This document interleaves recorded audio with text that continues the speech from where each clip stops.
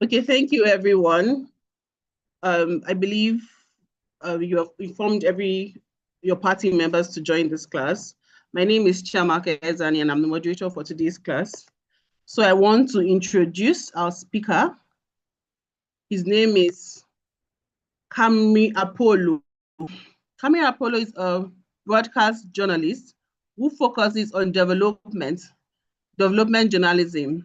He is also a communication strategist and media trainer with a background in architecture. Kamari believes his 1.5-decade-long experience in the agro-commodities export market, mining sector, and finally, information technology sector opened up life's diverse perspective and prepared him for his true passion in life, journalism. An advocate for social justice and nation building, Kamari considers himself a patriot who takes out time to volunteer as a facilitator on media and governance at the Electoral College Nigeria. He also volunteers for various youth-focused initiatives, including providing mentorship for a National Youth Service Corps leadership program, an assignment that is very dear to his heart. In 2013, Kamari started out as an anchor on WEFM 106.3, a trend-setting talk radio station in Abuja. He went on to become the head of programs and subsequently general manager, a position he held until he left the organization in 2021. He took up a position as a news editor and general manager of Radio Now 95.3 FM, a Lagos-based public service media company focused on delivering factual, nuanced, and balanced Nigeria-focused programming. During his stewardship, he grew the station's terrestrial listenership from 900,000 in February 2023 to 2.2 million in November 2025 when he left. He has now since returned to WEFM 106.3 in Abuja, where he serves as a general manager, tasked with returning the station to broadcast operations.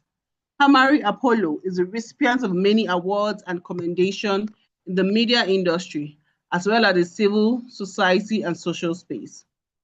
Kamari finds the inner workings of the human mind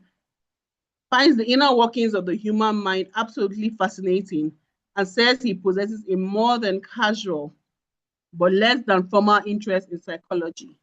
His motto informs how he lives in life: live well, love well, and die well. Please let us welcome our speaker for today, Mr. Kamari Apollo. Please, a round of applause, everybody. Thank you so much for the introduction, Chiamaka. To the management of the Electoral College Nigeria and also distinguished members of this cohort, the 20th cohort, I believe. My name is Kamari Apollo. I'm honored once again to be your facilitator for this topic, the fourth estate in a democracy. So here's how I hope it will go. I will start off by talking about what that term, the fourth estate, what that term means. And then I'll do my best to talk to you about who a journalist is and the rules that govern our craft. From there, we'll move on to the effects of the fourth estate in governance and also agenda setting. Hopefully, I will round off the lecture by talking about information management. So let's jump right in so we can make good use of the time. I know this is World Cup season. The finals are today. Some people may wish to travel or move to a different location to watch the final match with their friends. So I'll do my best not to keep you longer than necessary. So let's start with the fourth estate in a democracy. What does it mean? Where does that phrase come from? Well, that term, the fourth estate, it refers to the power of news media. Now, during the course of the lecture, I'm going to ask you to pay very close attention to the words and terminologies I'm using. I'm going to do my best to break them down into very easy to understand phrases and so on and so forth. Okay, so there's no ambiguity. We don't run into a situation where people might think, oh, I thought you said, I thought you meant. So my words are very, very carefully chosen. As the moderators said at the start, Chiamaka, I'm also a communication strategist. So information management, it's very important, okay? Some of the attitudes some of us have of all that English or join, when it comes to information management, that sort of thinking has no place there. This is the reason why we run into trouble. So please try to pay attention to some of the terminologies, and I will do my best to clarify any ambiguities and questions that may arise therefrom. So back to the term, the fourth estate. It refers to the power of news media. Two people in history have been credited with coming up with that phrase. The first is a British parliamentarian called Edmund Burke. This is in the 18th century. And the second is an English writer called William Hazlitt. He came up a century later on. So both of them have been credited with coining that phrase, the fourth estate.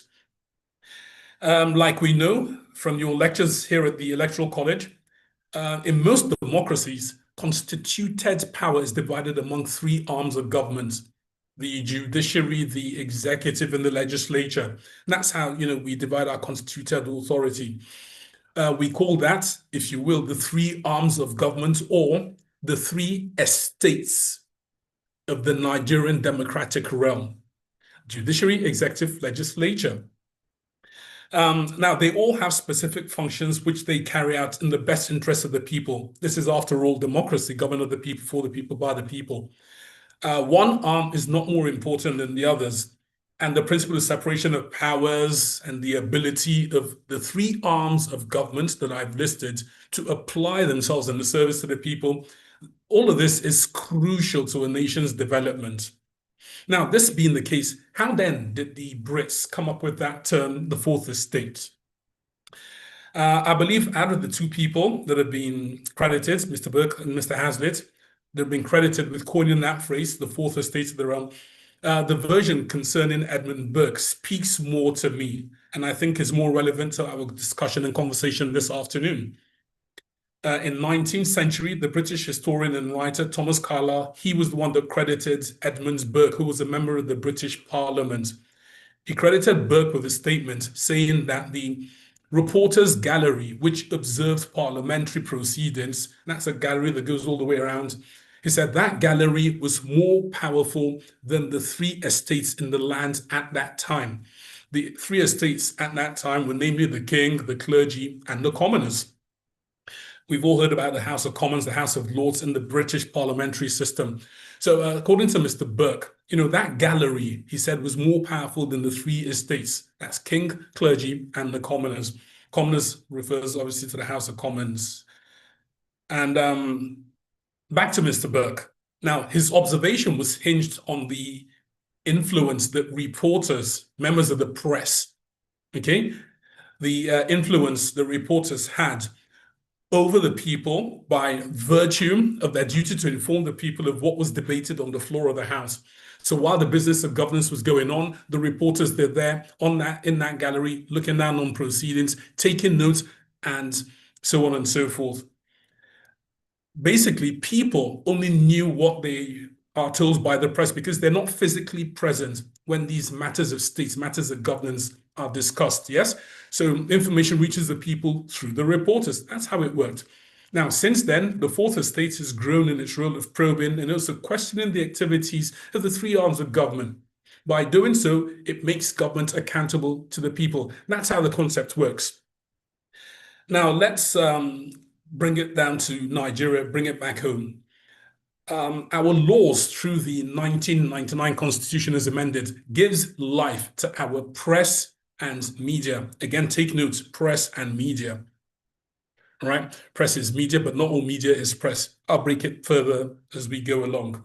So again, the Constitution gives life to our press and media. Section 39 of the Nigerian Constitution guarantees freedom of expression, including the right to receive and impart ideas and information, and the right to establish media outlets subject, this is very important, subject to lawful regulation.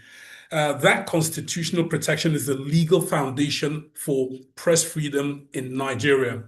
Also, still in the same constitution, Chapter 2, Section 22 states, and I quote, "The press, radio, television, and other agencies of the mass media shall, at all times, be free to uphold the fundamental objectives contained in this chapter and upholds the responsibility and accountability of the government to the people."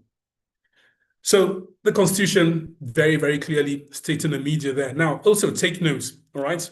While we have the freedom of expression and so on and so forth, it also says in the Constitution that there is an element of regulation even within that freedom. So like most rights around the world, no right or law is absolute. Some of them are subject to other things. Now, let's move along. News media, again, all right, take note of my words. News media has been called the guardian of democracy and the defender of public interest.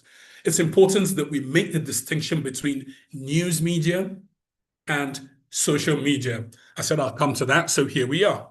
In very, very basic terms, in very layman terms, all right, I don't believe in employing jargon when you are communicating with people. It's very important to break the language down so it's easy to be absorbed by the people, especially non-industry people like some of you.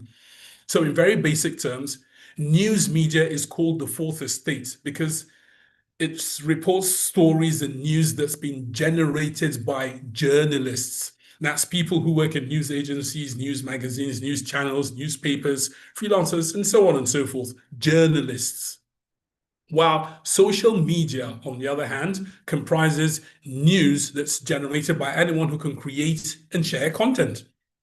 Now, today, every smartphone owner can, be a reporter, if you will, but not necessarily a journalist. All right, you can pick up your phone, go and cover something, and report on it the way you will. Why? Because you've got the freedom of expression. You've got the freedom to communicate. The Constitution guarantees that right for you. So again, every smartphone owner today is essentially could be a reporter, could report on anything, but that doesn't necessarily make you a journalist. Professional ethics, fact-checking, editorial processes, and judgment, these are some of the fundamental things that distinguish journalism from mere content creation. You go to social media now, many people are labeled as content creators, and quite rightly so too, because they create content which they post. So that's how it works. But again, the key difference between the two areas, news media, social media, the key difference is that the former, that is news media, comprises of journalists. And that brings us to another question. It's one that, I'm going to be honest, it's kept me up nights thinking. I've been in very deep thought. Who is a journalist? What makes a person a journalist? Well, basically, a journalist is someone who investigates, who collects and presents information as a news story on any medium. In my industry, which is one of the mediums, broadcasting, there are many people who are not journalists. If you listen to my profile, as read out by Chiamaka, I started out as a presenter. Today, I'm a broadcast journalist because I've acquired the skills that are necessary to pursue my passion of getting to the root of things and also report the same to the people. That's why I call it a passion. There's quite a lot going on. We are a large, significant, and developing country.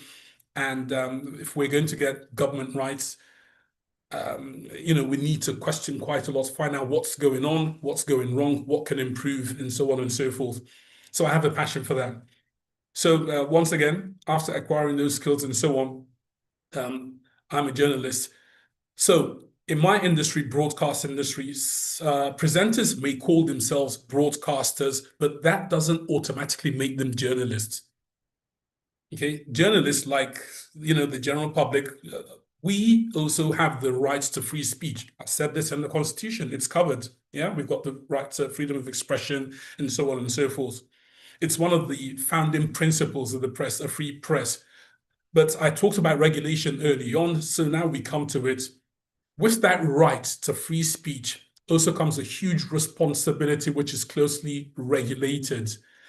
Now, organizations like the National Press Council, the National Broadcasting Commission, and so on and so forth, they regulate Nigerian journalists, they regulate Nigeria's press. In the first week of April in 2023, the Nigerian Press Organization, which is essentially made up of the Newspaper Proprietors Association of Nigeria, NPAM, the NGE, that's the Nigerian Guild of Editors, as well as the Nigerian Union of Journalists. These three organizations came together and formed a 9-man board and established what we know today to be the National Media Complaints Commission. And it was set up primarily to regulate the industry.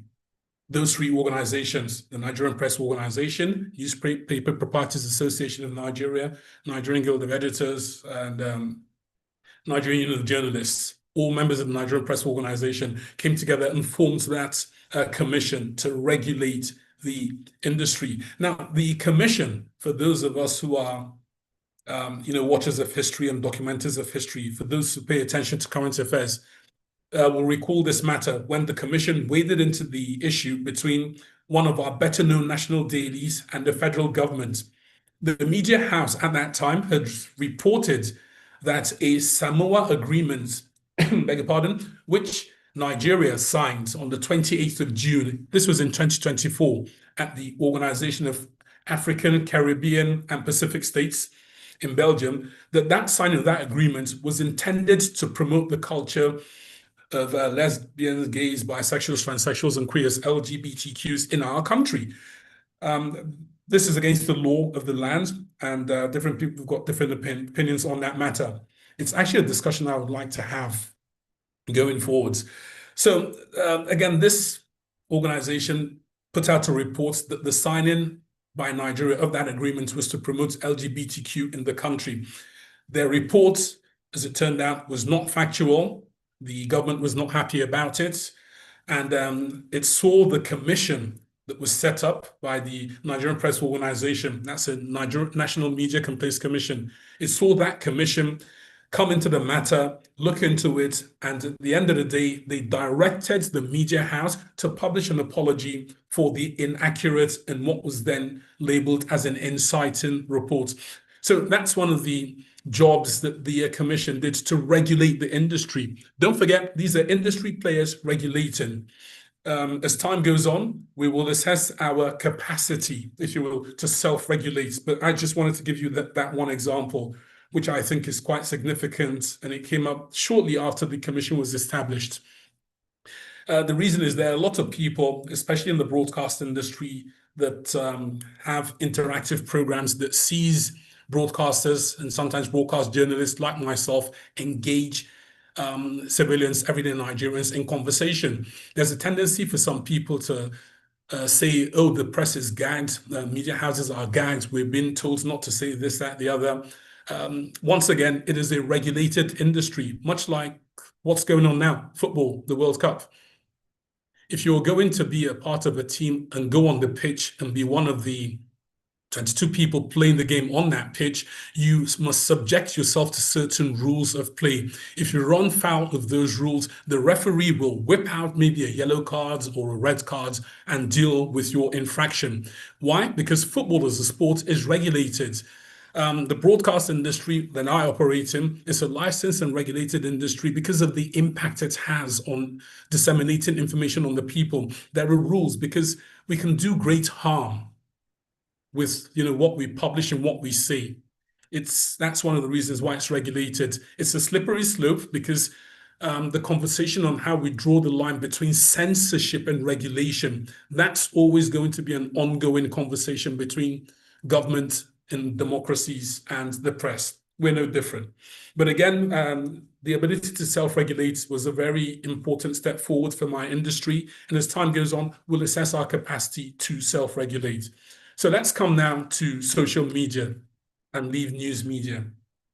Social media is not regulated by the same laws which regulate journalism. Social media has its own regulator, and that is civil law.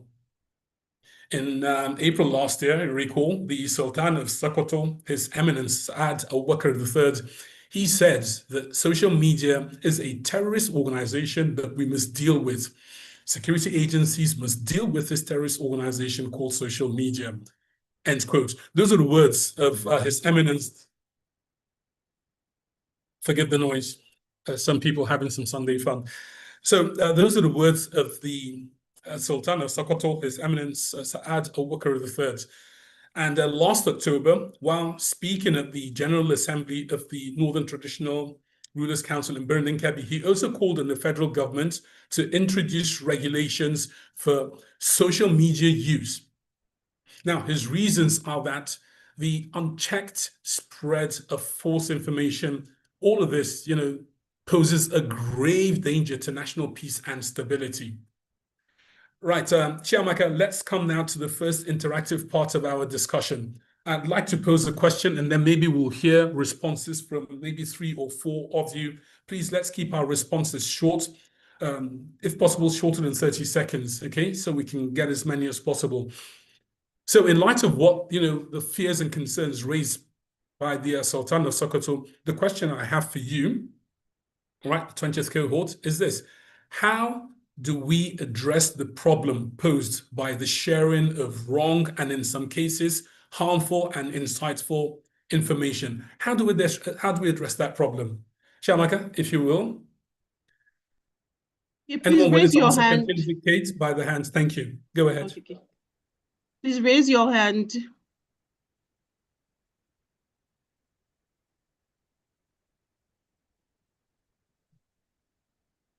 Or if you're shy, you can type in the chat box. I can read out for you.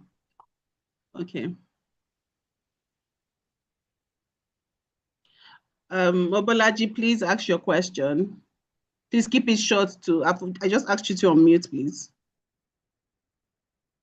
How do we address the problem posed by the sharing of wrong and, in some cases, harmful and insightful information?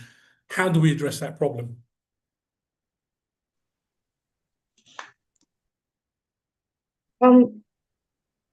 Yeah, good afternoon. Can you hear me? Yes, we can. I don't know who's speaking. Hello? Mobolaji, we can hear you.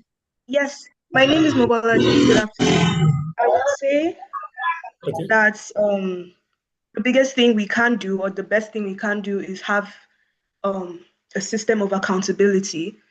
So there needs to be consequences, actual consequences for sharing wrong and insightful information. So once there is consequences, it's going to discourage people from actually sharing that type of information. Give me an example when you say consequences. Cite an example. Let's say, for example, I go to social media and I say Mobolaji is a thief. She's not an honest person. She's committed this, that, the other crime, which is wrong because I'm assuming you're not. Okay. So how do we address that situation? What I've done? How do we address that? Give me an example.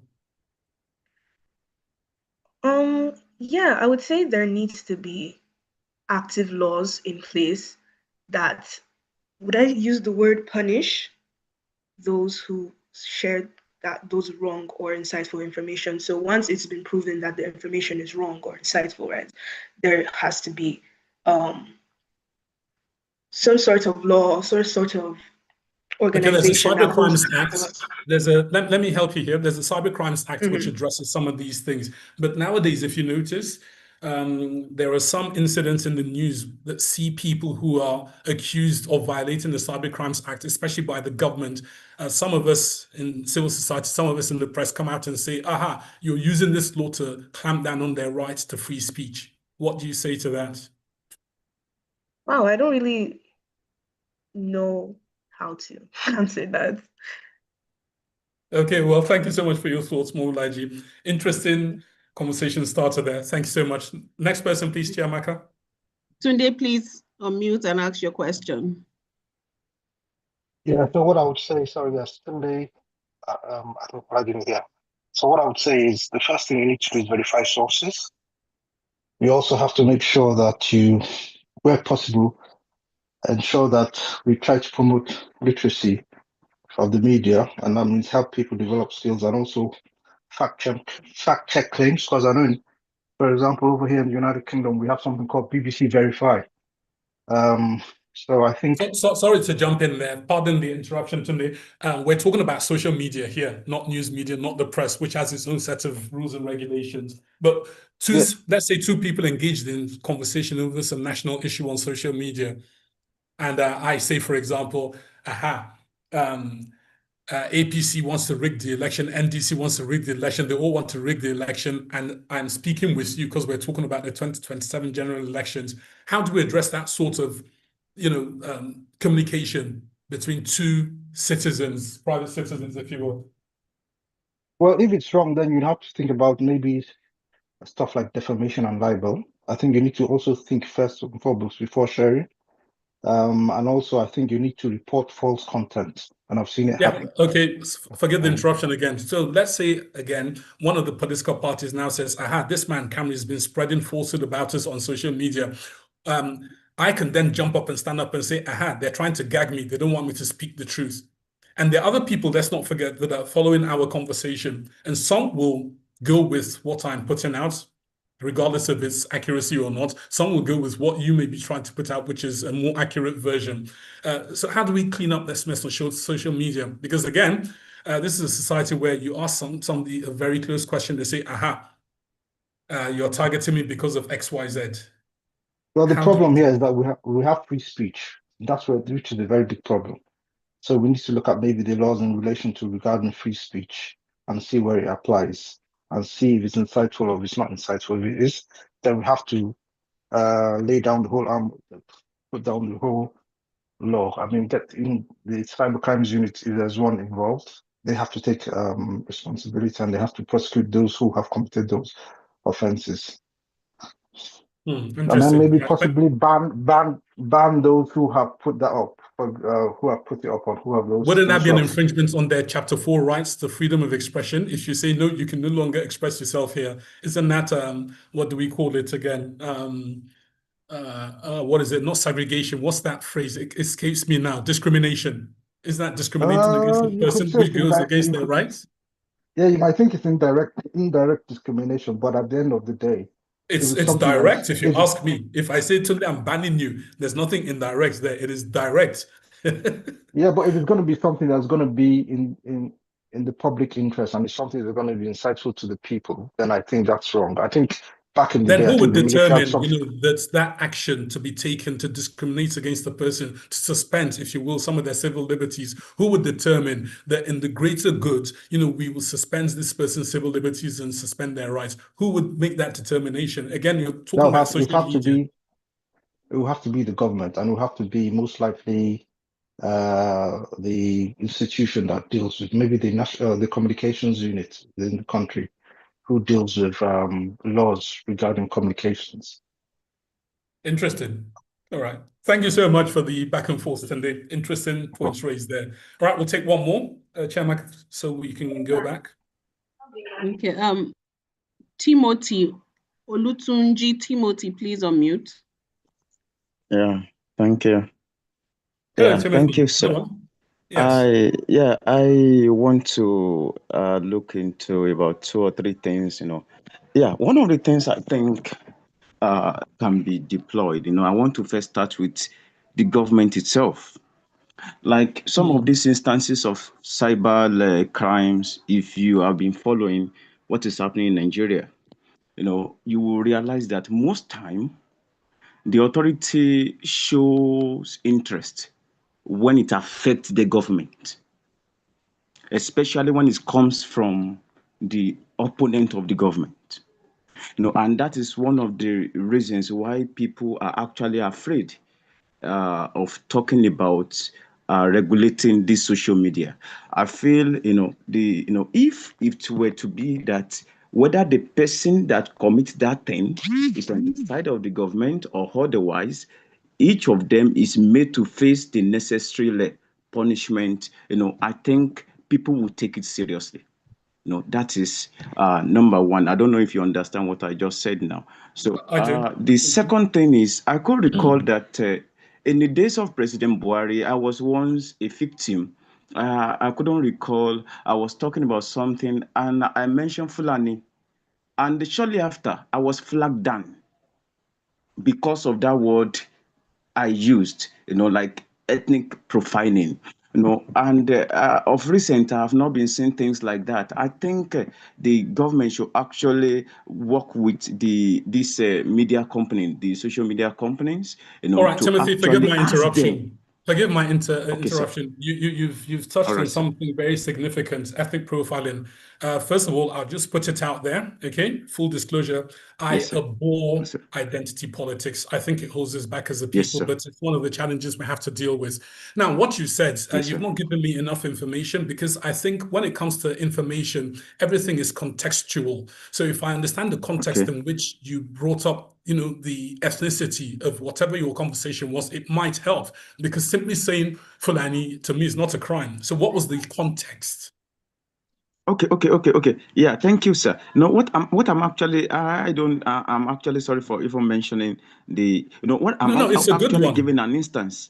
Yeah. I could recall, like I knew that the perspective, when I was flagged down, I realized that myself, I shouldn't have done, I shouldn't have actually used, because then it was during this time of banditry when it was so serious. And, so in one Yeah. of my analysis, I just used that word. So, and when I was flagged down, this is what I'm actually coming at. When I was flagged down, now I admitted that I was wrong for using the word.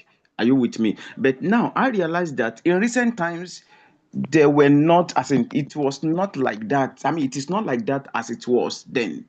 I don't know whether you get what I'm saying, that the government should actually work with these social media companies to actually put in place this, to deploy tools that will help to check some of this information, that once anybody actually put in some of those information, in no long time, there could be a pop-up to actually warn that fellow about Okay. that particular information, Sorry to about jump in that. again, Timothy. One of Okay, the sir. social media platforms, one of the more popular ones, Facebook. Okay.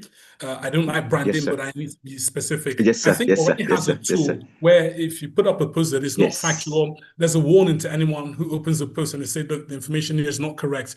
So while they're not infringing on your right to Yes, sir. put out that information, they also have a Yeah. duty, they believe, to notify people that the information you've put out is not accurate. So I think that's what you Yeah. mean in that regard. But back to Yes, what you sir. said, Yes, sir. especially ethnic profiling, Yeah. I think this is a teachable moment. Many times we hear about attacks, and this phrase, Fulani herdsman, has become synonymous with lots of Yes. attacks, especially around the Middle Belt. I, for one, I've never used that phrase, and I'm going to tell you the reason why. What is a herdsman? A herdsman is somebody who has cattle and is herding their cattle, yes? A Yes, sir. gunman is somebody who has a gun, wielding a gun. So if you're going to say we were Yes, attacked sir. by Fulani herdsmen, it means somebody herding their cattle, carrying a gun, entered your village with their cows, and they killed you. Then you could tell me a Fulani herdsman. But if a gunman enters your village, regardless of their ethnicity, but let's assume for the sake of conversation right now that Yes, they sir. are of Fulani extraction, but they didn't have cows, but they did have guns, then it is wrong to label them Fulani herdsmen. They are simply gunmen. Certainly. Then if you want to Yes, go sir. further, who are these gunmen? Oh, they are Fulani. Oh, they are this. But to just lump the whole ethnicity with crime and criminality is very dangerous, because there are other Fulani Exactly. herdsmen who are not criminal. There are other Fulani people who are not even herdsmen. So we run the risk of demonizing an entire ethnic group simply because of the label that we give, Exactly, sir. people who have Thank broken you, the sir. law. I like to Yes, focus on sir. the crime. I don't care where the person is from, because Not in my humble the, opinion, yeah. every ethnic group Yes. has its own fair share of criminals and clerics. Yeah. No one is exempt. So no ethnic group can say, oh, we don't steal, we don't. That's absolute rubbish. Humanity Yes, sir. has different shades and forms, some of it very dark Okay. and unpleasant. So Yes, sir. again, So the can I labels can we I use add are one more thing, important. sir? Go ahead. Okay, sir. Okay, so the last one I want to say, though I've said it first, but I'm going back to it, is the fact that there should be punitive measure in Give an place, at example. least for those that it's good. It may start with a fine, and if it continues, it may go as much as a jail term. Because what those fellow do is capable of causing trouble. And now back to what I first said, in the sense that, Very but in quickly. this case, it should go round. Take for instance, of recent, we just see, some people just come up with something, but it is observed that when those individuals, when they're on the side of the government, you rarely hear anything. So, but it is only when, as in most times, don't let me say only, but most times it is when they are on the side of their critics, especially their popular critics, that they take it up.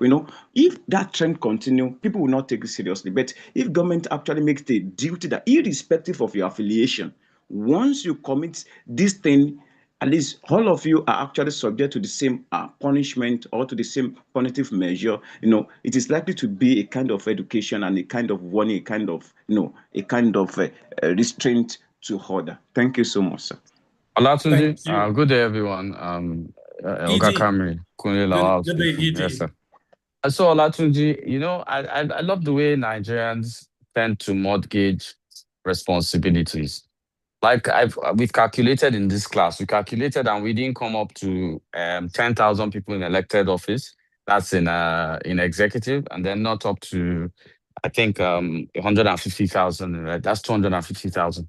250,000 people do not build the narrative of the country.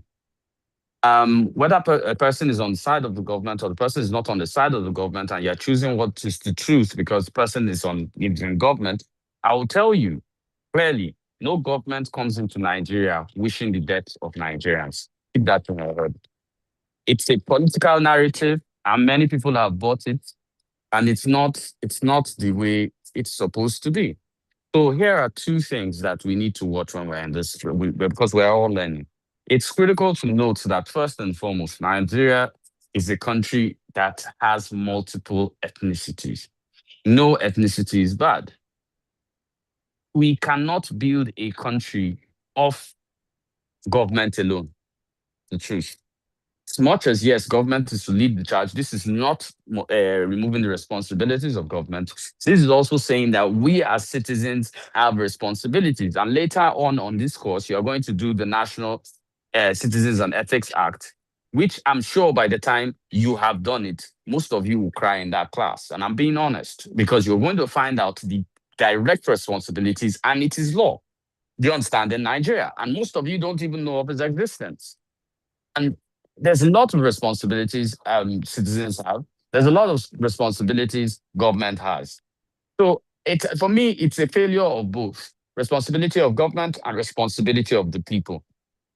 If you have chosen, let's even look at it clearly, based on the presidential candidates we have right now, you have already zoned my own.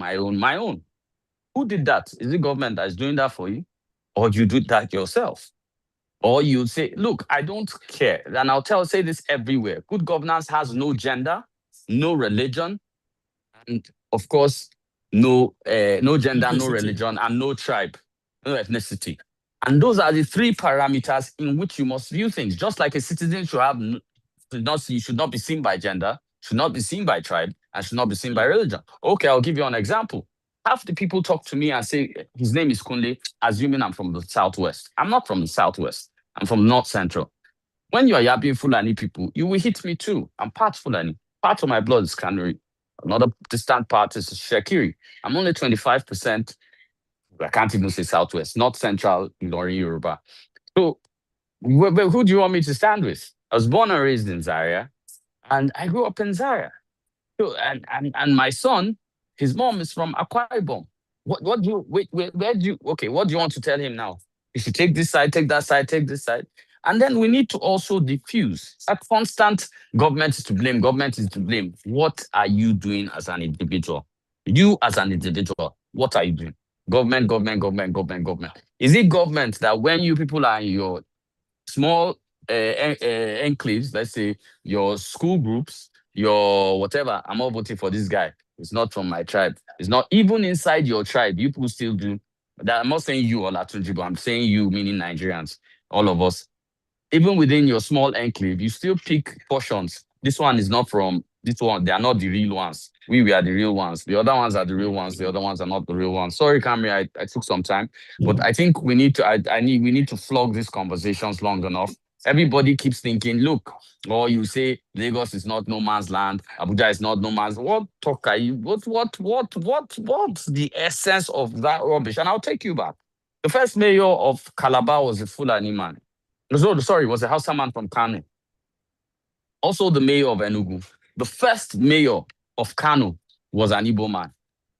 So if you understand the way the founding fathers drew Nigeria, not what your parents told you to encourage the civil war and continue to make us relive the Civil War till today, which is more than 50 years old. But here we are, still reliving it.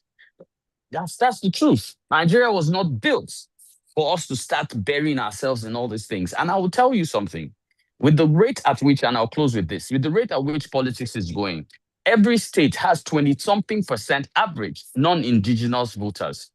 It would only be a matter of time before a Yoruba man is governor in Kano. It will only be a matter of time before an Igbo man is governor in Lagos, whether you like it or you do not. If you do not graduate to become like, and I'll say the American model, and the only reason why I say the American model, because America has been able to add people's heritage and being American, Italian American, and they're proud of it. Mexican Americans, African American. They built on that pride. I mean, Mamandani is from, he was born in Uganda. He might never be able to run for president in the US, but he's a goddamn great mayor of New York. If you do not know him, Google him.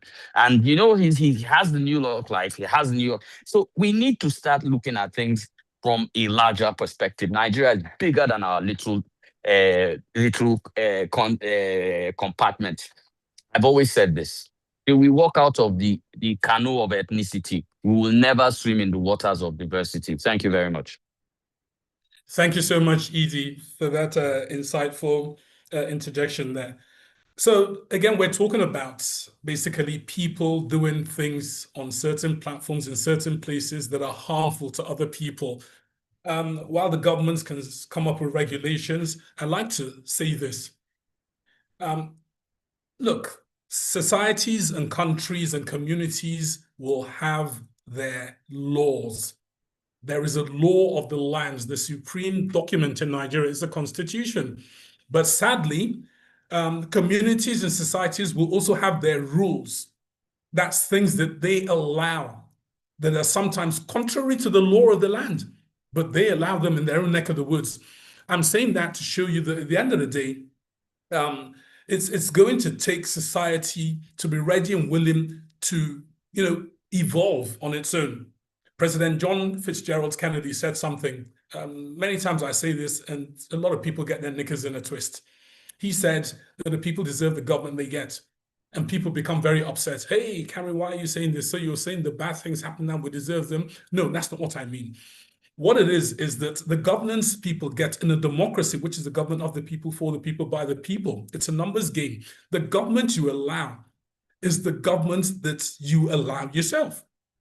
So if, for example, our society has a rule that says taking what is not yours is bad, forget what the law of the land says. The law of the land is very clear. It is criminal to take what is not yours. And depending on what it is and the circumstances, there are different, punitive measures that will be applicable after you've been subjected to a court of competent jurisdiction.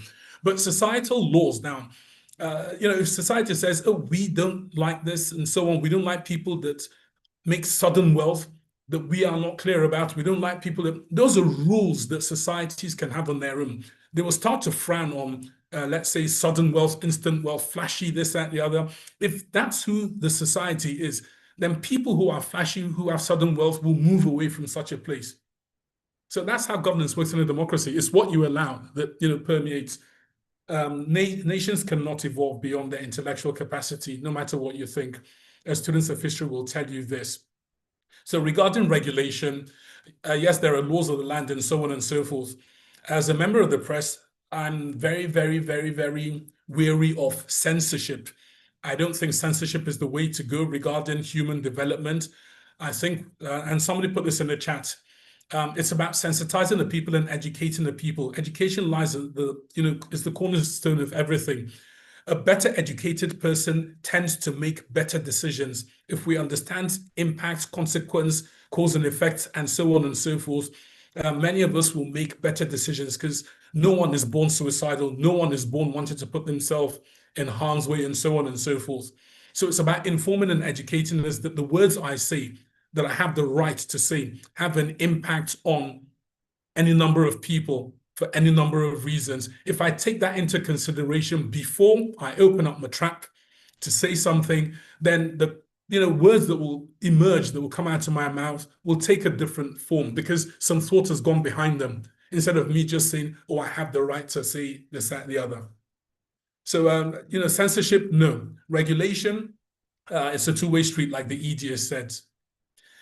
So let's come back to journalism in the fourth estate. So again, it is a regulated industry for reasons I've told you. The governments, for example, if you're a radio station like me, the government will give you a license which allows you to reach any number of people. That is a huge responsibility. They need to be sure that you are not going to use that license, that power they have given you to cause problems, to cause harm. That's why it is a regulated industry. There are any number of ways. Look, I've had different kinds of conversations regarding government, and I can tell you I've never been gagged. No government official has come up to me, and I'm very, very blunt, okay? No government official has come up to me and says, oh, Cameron, you can't say that, we're going to lock you up. And I've taken up the government on any number of issues, including suing them when they banned Twitter. Me and a handful of journalists, and we won the case, but hey, implementation is a different problem. So as a broadcaster, I understand the importance of the space I operate in. I cannot call you a thief unless a court of competent jurisdiction is sentenced you a thief. If I suspect you of stealing, then that is what it is. This person is suspected of a crime, or this person alleges that this person has done that. That's how we talk. We don't just say, everybody saw him now. We saw him stealing, so he's a thief. If you say that when a court has not pronounced the person a thief, you are in violation of the person's Chapter 4 rights, and you're in violation of the Cyber Crimes Act. If subsequently it turns out the person is the thief, then that's a different matter. All right. So everything, information management, it has a process.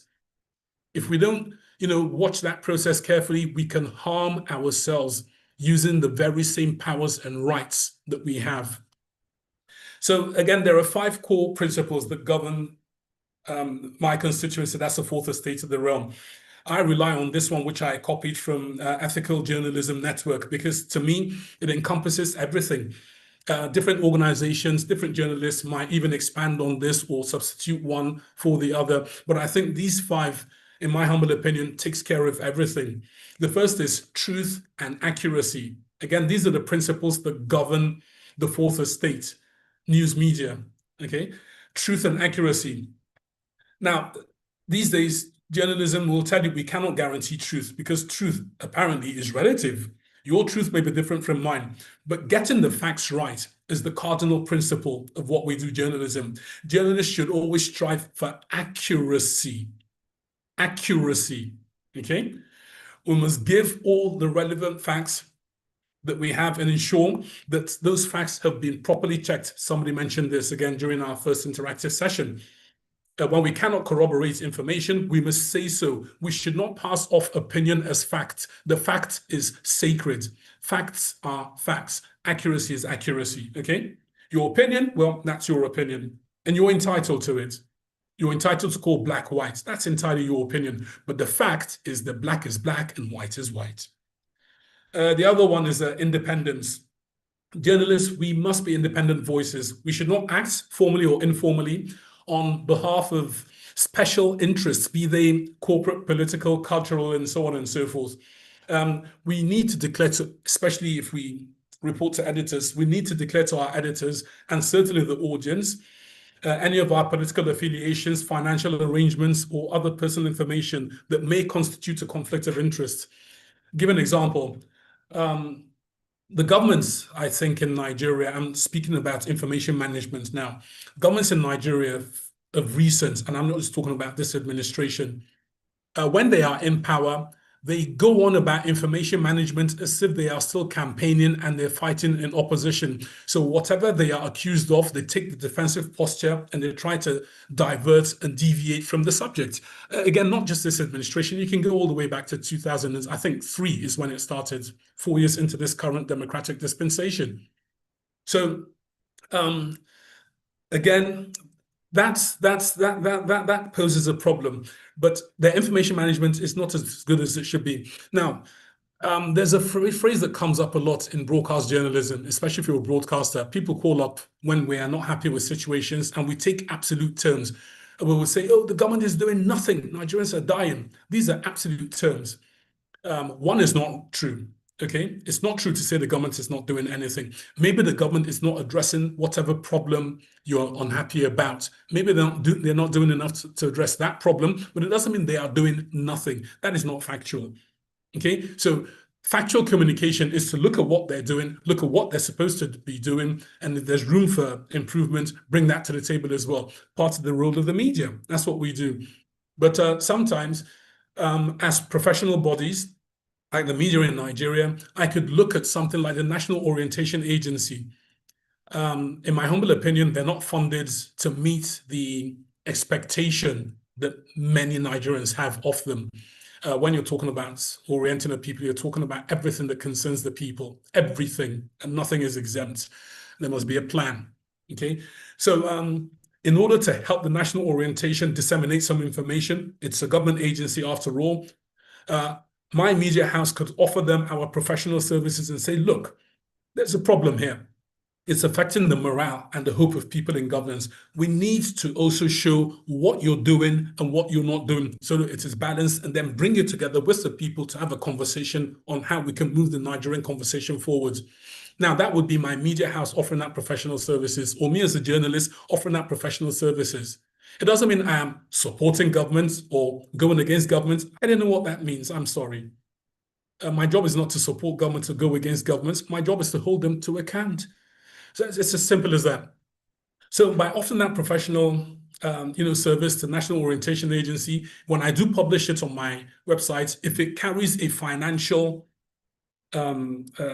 aspect to it, this arrangement, I need to declare it. This report, this documentary, this whatever it is sponsored by the National Orientation Agency. I need to declare that, okay? So that people don't think I'm playing both sides. So independence, it's very, very important. Fairness and impartiality. I think this is one that extends beyond the realm of journalism.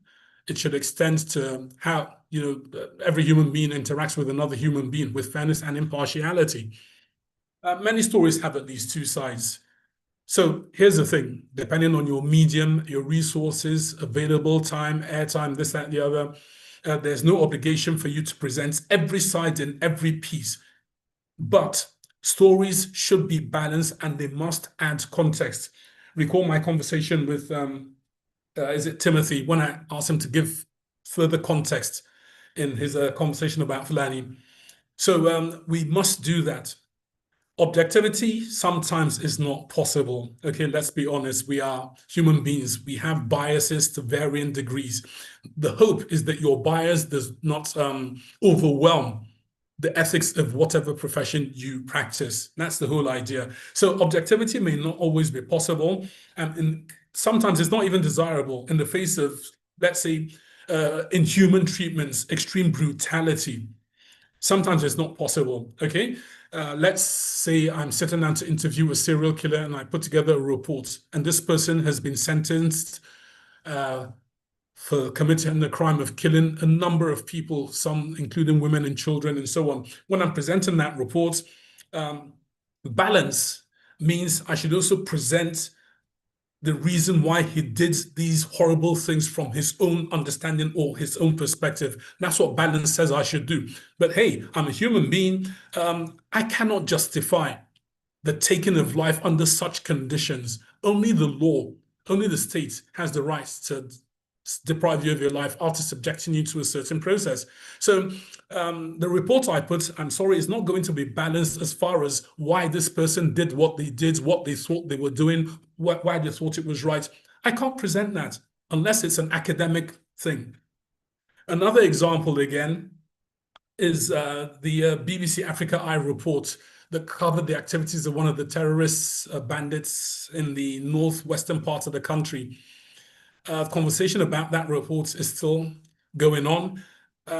Some people say, look, you shouldn't have given the enemy, that's these criminals, airtime and so on and so forth. I'm of that school of thought. All right, you can't give equal weight to perpetrators of atrocities and their victims in a report. You can't do that. But the Africa Eye, the BBC says, look, we did that so that we could show what they are doing. So that conversation is still ongoing. But I subscribe to the fact that, not the fact really, I subscribe to the school of thought that says you can't give equal weight to perpetrators of atrocious, heinous crimes. You can't give equal weight to them and their victims in a single report. It's wrong. The other principle that governs our profession is humanity. Journalists should do no harm. What we publish or what we broadcast may be hurtful, and we should be aware of the impact of our words and images on the lives of others. I said this when we were talking about social media. On occasion, the NBC, that's National Broadcasting Commission, has cautioned different media houses over the coverage and reportage of terrorism. At the height of Boko Haram attacks in 2014 and 2015, the NBC cautioned broadcasters to avoid airing what they called unverified casualty figures or gory images that could undermine, they say, national security or the morale of our security agencies, especially the military, which was at the forefront of fighting this terrorism. Also, in 2022, July, the NBC warned stations against what it describes as glamorizing the activities of terrorists, bandits, and kidnappers. The story I gave you about the BBC Africa Eye falls under this category. The name of the documentary, for anyone who wants to have a look, the name of the documentary is called The Bandit Warlords of Zamfara. So go and have a look at it and then form your own conclusion. Were they giving oxygen and air to the atrocious acts of people who were committing this wrongdoing, or was it, an informative exercise? So again, the NBC usually hinges this type of warning on section 5.4.1, which deals with coverage of crisis and emergencies. There are regulations, there are rules to how it's done. And the reason there are rules is so that we do not cause more harm in our sometimes innocent aim to inform and help the situation. Okay? If you're not well informed about a situation, sometimes the good heart you have of trying to intervene could cause complications. A friend of mine, intervened in the life of one Akara, Kose woman, who worked opposite our office. Her turnover was very small then, top 5,000 a day. This is, before President Buhari's administration. So my friend said, look, do you know what? I'm going to give her 50,000 naira so that she can scale up. And I cautioned her and I said, look, you need to go and find out what she's about, what she's doing, what her obligations are, where her family is, what they do, and so on and so forth. My colleague did not understand at that time. Now, the reason I brought this to her attention is because at that time I was involved in some intervention projects in Pape area on how do we uplift some people, extremely poor people, give them an opportunity to be able to make a living. What do we do? And so on. It involves meeting them, understanding their circumstances, giving them the ample knowledge and training, and then offering them an opportunity, all right, to go into trading at a very minimum level and so on and so forth. And then we guided them until they became self-sufficient. So my friend simply went, handed this woman the money, and we didn't see the woman for a couple of weeks. 2 weeks later, she showed up with even less products than she would normally sell on an average day. So my friends, I went to order course with my friends, and she said, madam, where have you been? We've not seen you. She said, yeah, problems at home, school fees, medical bills, so on and so forth. And my friend said, your stock has reduced. The woman said, yes, she didn't have enough money to buy beans and stuff from the market. So long story short, what has happened is she used that 15 naira to address her domestic challenges and issues. Given the 50,000 naira wasn't a solution to a problem. It was part of it, but the most important part was giving her the knowledge to manage that 50,000 naira and show her what that 50,000 naira could do for her tomorrow. Because the woman, don't forget, is faced with her daily problem, her daily challenges of catering to her household. And those are real problems before her. She's not going to look at 50,000 naira and then a child that is sick and say, I'm not going to touch the money as business. She's going to use it. So given the money without knowledge and so on, it could cause harm. This is why the NBC has some of these regulations in the time of managing crises and emergencies. If you do not understand fully and grasp fully information management at those levels that are covered by the NBC, you can cause more harm. Okay, so the concerns that have been raised by the NBC, okay, they amount sometimes to a form of press censorship. That's what some people say. Some people will say, well, the NBC is protecting society by putting out some of the rules. I will let you draw your own conclusions. Again, go and look for that documentary, The Bandit Warlords of Zamfara. Watch it and then ask whether it has helped the security challenge we have, or it has given oxygen to these criminals. Now, the fifth element that governs our principle that governs our profession is accountability. One of the surest signs of professionalism and responsible journalism is our ability to hold ourselves accountable. We're human beings. We're going to make mistakes. And when we commit errors, we must correct them. And our expressions of regret must be sincere and not cynical. I think many of us understand this. Some of us have said sorry because we wanted the matter to end, not because we meant it. Well, you can do that in your personal and private life. But for journalists, because we reach a lot of people, the energy you put into the wrongdoing must be countered in equal measure by your apology. Okay, so that's how it works there. Accountability is key. We must hold ourselves accountable because of the huge responsibility we bear. Right, so those principles, again, as I said, some other people may expand it to be more and so on, but I think those five sort of compress and compact everything that governs information management for journalism. So let's come to the second part of our lecture, which is the effect of the fourth estate of governance. Now, our country is a very good example of just how influential the fourth estate is in the lives of the people. Sometimes in rural Nigeria, I'm not talking of you city dwellers that live in lovely built-up places. I'm talking about rural hamlets. And in some cities, some nooks and crannies, outskirts, sometimes you can come across a group of people who are huddled around newspaper stands. And you'll see some of these people engaged in very, very heated debates, which stems from basically their diverse interpretations of the information they consume on the pages of newspapers, magazines, and so on and so forth. They engage in different arguments. It could be political, could be simple governance, it doesn't matter.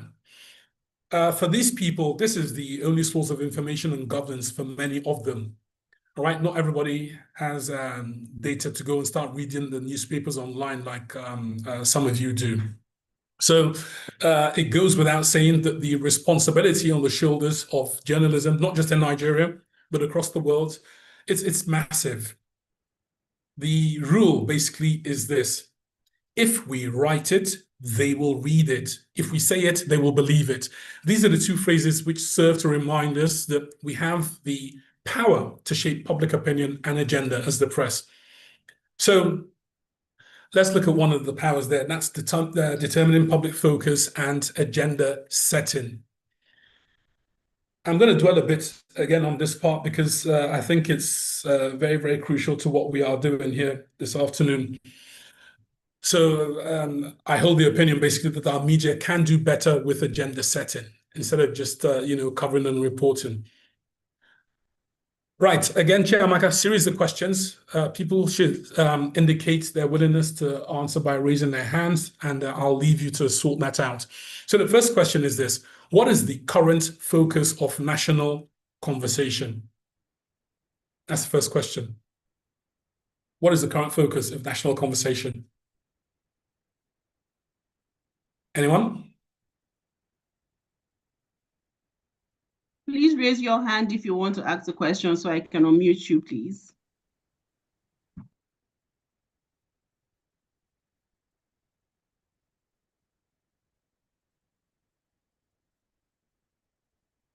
Okay, Victoria, please unmute yourself and speak.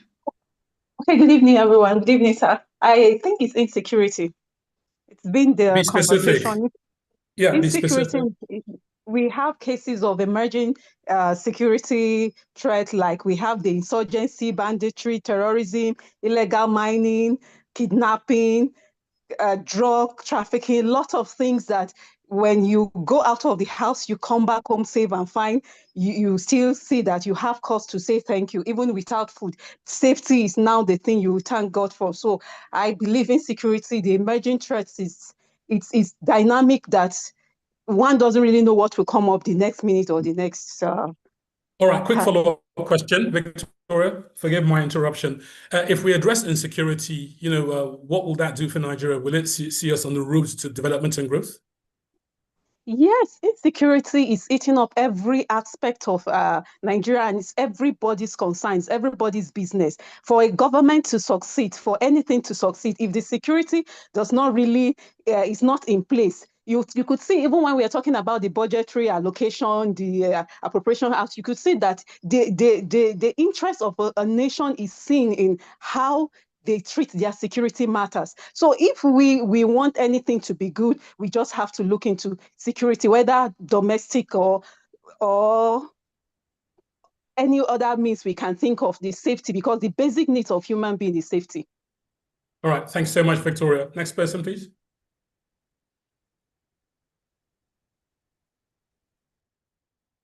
George, please ask your question. Ask my question or answer. Sorry, answer your answer. Okay. I think she's already said some of the issues currently that's in national conversation. In the economic situation, the insecurity. I think the elections coming up too is also generating a lot Whoa, of George, hang on a second. Okay, let me look at the question again. What is the current focus? There are lots of things, all right? There are lots of conversations that are ongoing, but there's always going to be a focus. A focus is a point meaning one. So there are going to be any number of conversations going on that are all very important, but the focus, I'm asking in your opinion, what is that focus? What is it, the point? Okay, That I think for singular now, the conversation. economy. How can we Okay. revive the Nigerian economy? Okay, and I'll ask you the same question. If we sort out the economy, what does this do for Nigeria? Is that the road to prosperity and growth and development? Yeah, I think if we address the economy, it takes away most of the problems we have because Okay. people are trying to survive. That's why we have a lot of insecurity. That's why we have people getting into politics because they see it as the easiest way to escape poverty. That's why we have people diverting funds that are meant for development projects. That's why we have people falsifying documents just so that they can get employment. And that's why we have people becoming so desperate, people doing, pardon my word, hookups and endangering themselves, traveling to meet people they don't know just because of the promise that they'll get money. So a lot of the problems will disappear if we address the economy. All right, thank you so much, George. Next person.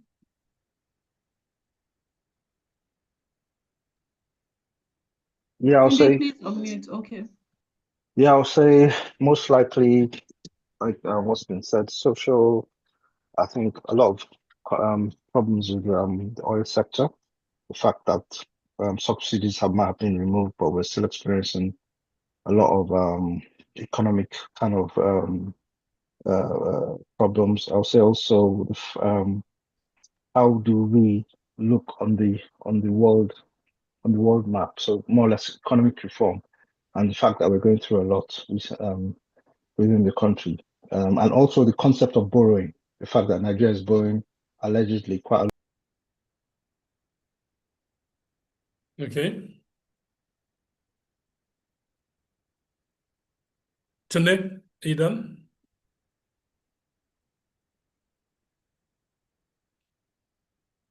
Sorry, Chiamaka, am I audible? Yeah, you're audible. I think Tunde is done.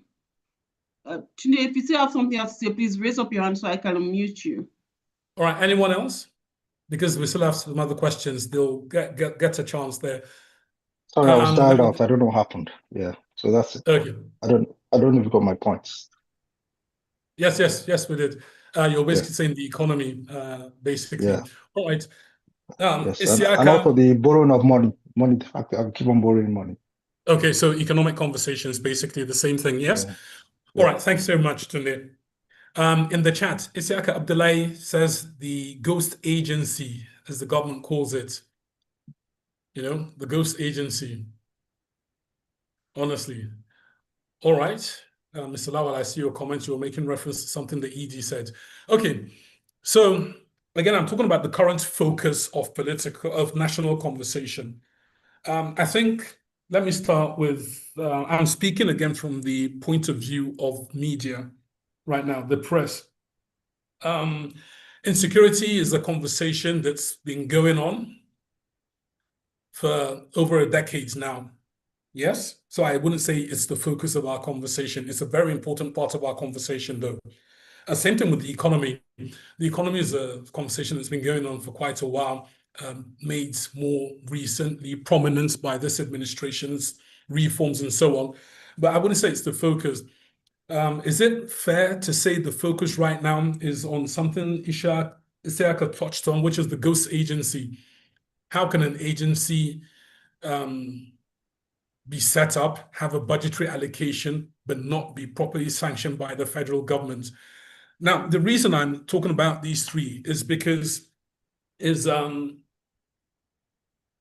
job of the media, okay, is to set agenda. And it's apparent from your diverse responses that we are not successful in doing so. We're not doing that successfully. The setting up of the so-called ghost agency, in my humble opinion, takes into cognizance everything else, because it talks about governance and its challenges. There are weaknesses in our system of governance. Weaknesses could lead to any other thing. It could be poor management of the economy. It could be poor handling of the security. It could be poor handling of education, poor handling. So those other things, to me, I consider them to be symptoms of, for lack of a better phrase, bad governance. But the ghost agency, for example, to me speaks to governance and its challenges. This agency, let's not forget, the Speaker of the House of Representatives in October last year, we are told that he was responding to an inquiry being made. And he said, look, the agency was not a bona fide agency of government, and it's false. It's a fraudulent agency. That's in October last year. The same so-called fraudulent agency still made it into this year's budget. That's a big problem. It's indicative of systemic failure. When systems fail, all the other things that are part of the system, your economy, your security, your education, your health, your housing, this, that, the other, agriculture, name it, will start to go wrong. That's what happens with systemic failure. But as I said, I don't think right now the media is doing its job on focusing on what ordinarily should be a very, very important conversation that deals with systemic failure. In my humble opinion, it's not even about the so-called DG, Adeyemi, who's been taken into custody. It questions oversight. All right, don't forget, there's a line item in the budget for this agency that the government has said is fake. So it questions oversight, which has to do with our National Assembly. It raises questions about executive processes and so on and so forth. Not to talk about the message it sends to the international community on doing business with the Nigerian government. How are they going to be sure that the agency they're dealing with is a bona fide agency of the government, and so on and so. So there's so many things that stem from this individual case. As far as the guilt or innocence of Mr. Adeyemi goes, I think a forensic audit of the situation and court processes will see to that. But again, this case shows that the system is very, very sick. And that leads me to, again, question 2, which is the issues at stake. Is the fourth estate fulfilling its role in the matter? I've answered that question, which I got from, again, your responses. Clearly, we're not living up to our responsibilities in this matter because, again, many people do not understand the gravity of a country having a conversation like this. That an agency with office space, with staff, with this, that, the other, and so on, calling, with so many important arms of governments being implicated into it, was allowed to come to be. This is a bizarre conversation. And I think the media clearly is not doing its role of showing the importance of this and how it can affect, again, your insecurity, your health, your education, and everything else. Because government functions according to certain processes and agencies and appropriations. That's how governance works. And this singular case shows that there are serious cracks in our system. Again, it is indicative of systemic failure in the government. The pressure that people have put on Mr. Adeyemi, I think, should also be reflected on the federal government. A simple question, what are you doing? Did he gets allocated office space. What are the processes involved in allocating a new agency office space? How are new agencies constituted? What processes are involved in that? A line item in the budget was allowed for this agency. What is the process in the line? So these are all the very important questions, because some skeptics will tell you where there's one, there could be 10. Okay, so it is a clear case of systemic failure. The third question is, what can the media do? I think it's an asked and answered question, in my humble opinion. We need to be more informative, which means we need to go beyond the headlines, beyond the stories, so that people can understand the importance, the impact of such a thing. It is not a small matter at all. It is not a small matter at all. It's a huge, huge reflection on our systems and processes, a bad reflection at that. Secondary questions like the man alleging that the chief of staff to the president's Honorable Femi Gbajabiamila received money from him. Those are secondary conversations. It can deal with all of that. I'm talking about the systemic failure we are witnessing by this conversation. So I think this is what the media can do. Now, the second effect of our profession on governance is our commitment to the truth. When I started out in this industry, my boss had a chat with me about brown envelopes, which, for those of us who are not informed, means taking money to publish favorable reports and stories about the people who give you the envelopes. My boss, basically sat me down and said, "Look, Camry, would you take a brown envelope if no one was watching?" I immediately answered and I said no. Instantly, it just came out no. I have a good relationship with him. And of course, he had a good laugh over my answer, as if to say, yeah, right. I don't believe you. Let's wait till that happens, then we'll see what you do. But the thing is, I quickly followed another response, and I told him that I don't want a brown envelope. Why? Because I want what I call a brown container. A container is bigger than an envelope. Both of them can contain things that are good. Envelope could contain a check, money, bonds, whatever it is, something good, yeah? A container can contain much more. So I told him I want the container.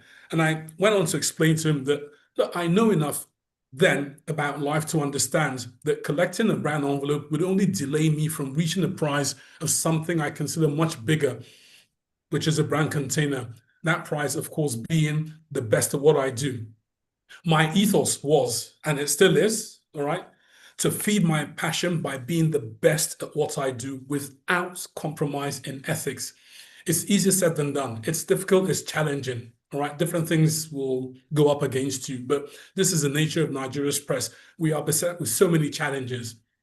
I'm just one individual who's looking to make a mark, and I believe I'm in a position to make better choices, regardless of how difficult my situation might be, simply because I consider myself fortunate enough to have what I consider to be a beginning that was rooted very, very firmly on ethics and principles.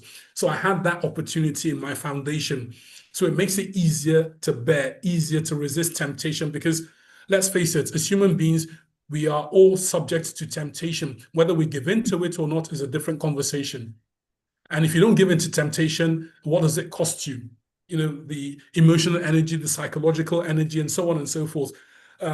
Those costs are made easier if you have a solid foundation of ethics and principles, which I think I do. So again, with that question, members of the fourth estates of the realm, our role of holding the government to account on your behalf is very, very important. Some of you here, I see different political parties. Some of you will go on to play significant roles in the world of politics. Yeah, you're going on to feature prominently different roles. But while you are there, some of you are also going to want to manipulate the fourth estate in your favor. All right, somebody talked about the government and how it's behaves regarding publicity. The one that doesn't favor it comes down hard on. The one that favors it encourages. So some of you will find yourselves in that position tomorrow. And look, I'm not here to judge anyone, okay? But while I do have you here, I will take this opportunity to tell you that everything we do in life carries with it a cost. Everything we don't do in life also carries with it a cost. Our responsibility as people in or out of governance in everyday life, our responsibility is to make sure that we can meet those costs when life presents us with a bill, because life will present you with a bill. You will reap what you sow. It's as clear as day and night. Let's come now to misinformation and disinformation.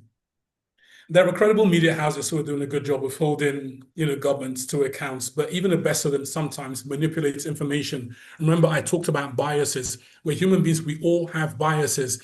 The challenge or the aim as a journalist is to see that your bias does not overshadow the ethics of your profession. Okay? But to say it doesn't exist is a fallacy. It does exist because you're human. So even the best media houses, all right, do manipulate information sometimes. Some people regard misinformation as lying in general, but that's not entirely correct. So let's come now to the difference. Misinformation is the accidental sharing of inaccurate or false information, which means the person sharing it did not know it was inaccurate or it was false. They just shared it. Disinformation, on the other hand, is the deliberate sharing of inaccurate or false information. All right? Again, the former, that's misinformation, could be damaging, but it is not intentional. The latter, that is disinformation, is deliberate, and it is a calculated attempt to mislead people. That is what disinformation is. In this industry, we are compelled to report the facts as they are, not as we want them to be. Remember, the facts are sacred. The fact is the fact. Your perception of that fact, your opinion, is simply just that, your opinion. Your truth is your truth, but the fact is always going to be the fact. Remember, black is black, white is white.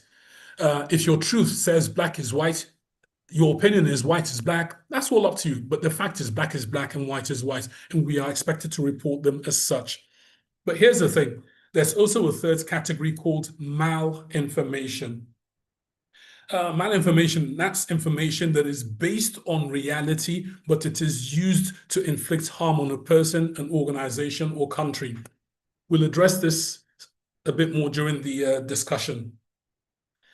Now, I like to tell the story of a popular media house which once attended a press briefing alongside other media houses. The press briefing was by security agencies, and this was after violence claimed some lives in one of our states here in Nigeria.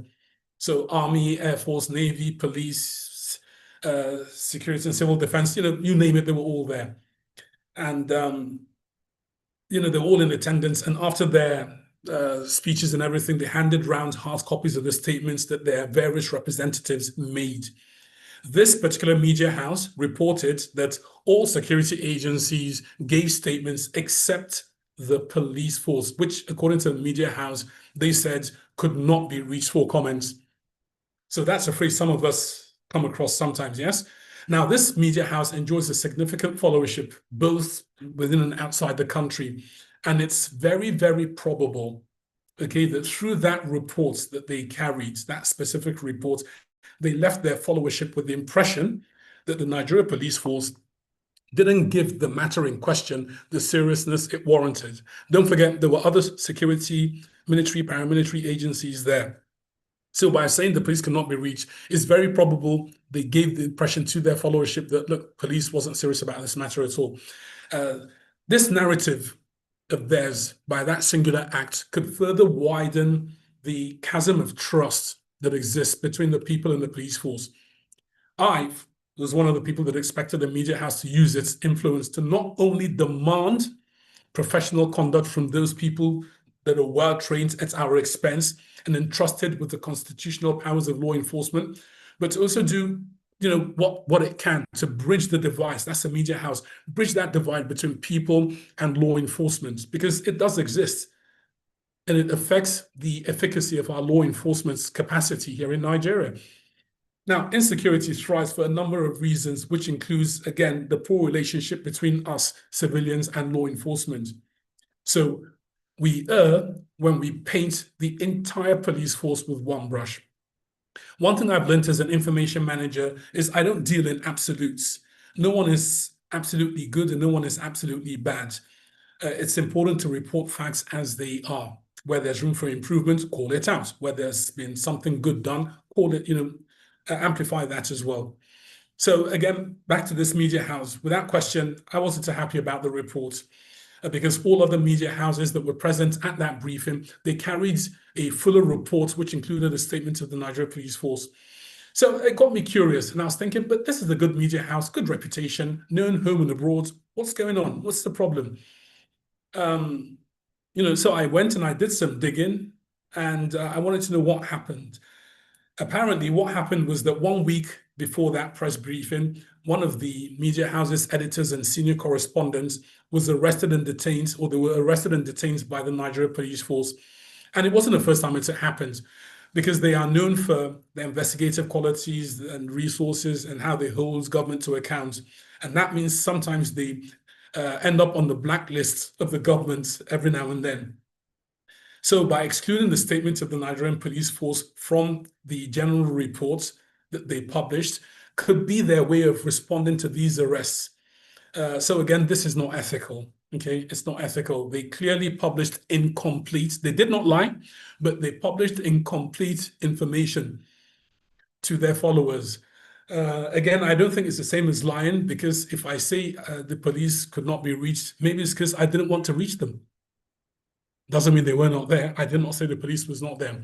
So again, that's one of the ways in which information is manipulated by members of the Fourth Estate. It's become nowadays more challenging to discern between accurate and inaccurate information.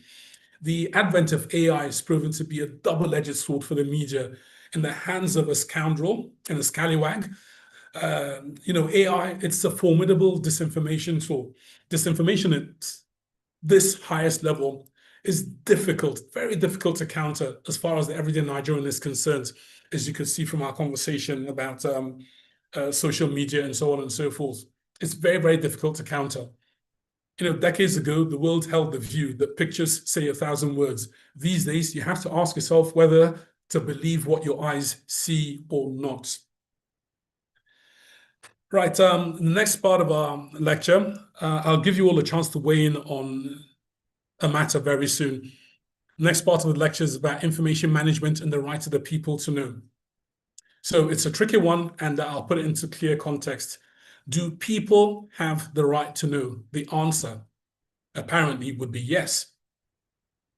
Or is it yes?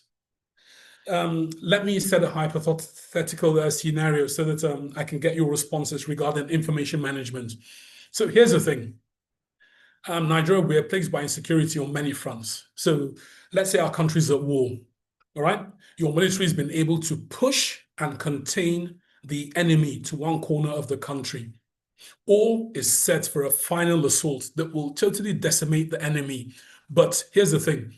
More military hardware is needed for that final coup de grace that will see off the enemy finally and rid us of this problem. So the enemy, on the other hand, feels that it's in its final moments. It knows that the end is near and the final hammer blow will soon fall. The enemy knows this.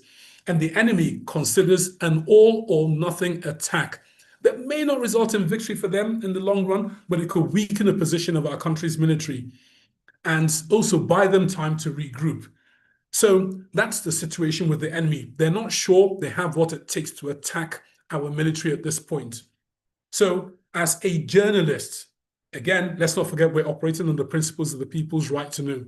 As a journalist, you investigate and you discover the military has exhausted its arms stockpile and it cannot fend off an attack by the enemy. You also discover that the money meant for rearming your military has been embezzled, stolen, as I like to call it, and the country cannot raise money quickly enough to rearm, resupply, and finally see off the enemy. So the question is, what do you do with your story if you were a member of the Fourth Estate of the realm? Remember, we're looking at the right of the people to know. Do you publish? What do you do? Again, I'd like to hear your thoughts on the matter. Chiamaka, if you will, please.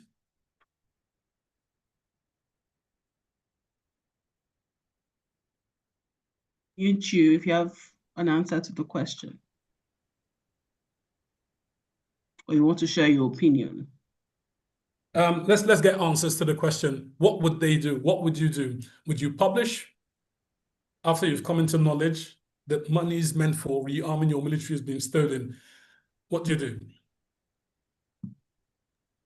Victoria, please unmute. Okay, thank you very much. I will be of the opinion that you don't publish because in terms of security, you put the life of security personnel at stake when you publish something that you know is going to affect the operation or whatever the situation of your state. So as a journalist, I think the information should be balanced. You should look for a way of balancing it because of the safety of the nation and the How strategy would you that balance it, Victoria? Forgive my interruption. How would you balance such a, you've come into this knowledge, they've chopped the money, the military hierarchy in cohorts with the politicians, in cahoots, beg your pardon, with politicians. They've chopped all this money. What do you do? Because the army needs to be armed. They're ready. The boys, they're there at the front. They're complaining, give us arms, let's finish these people. How do you balance that knowledge? What do you do?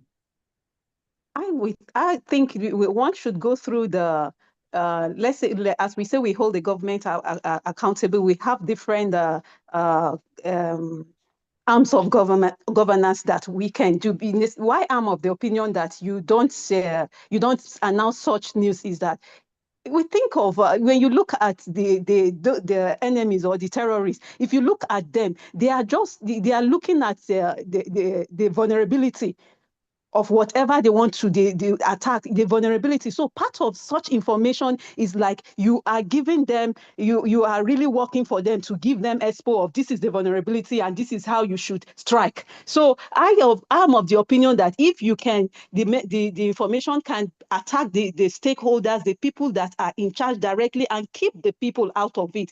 So you won't give the enemy free information or the vulnerability. Okay, thank you, Victoria. So you won't report. Next person.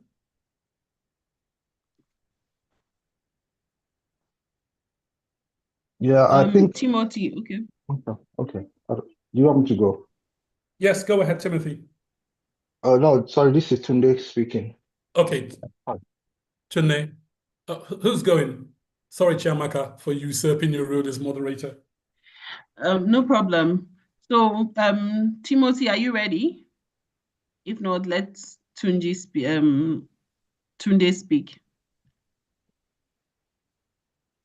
Okay, I don't think Timothy is ready. So, Tunde, please speak.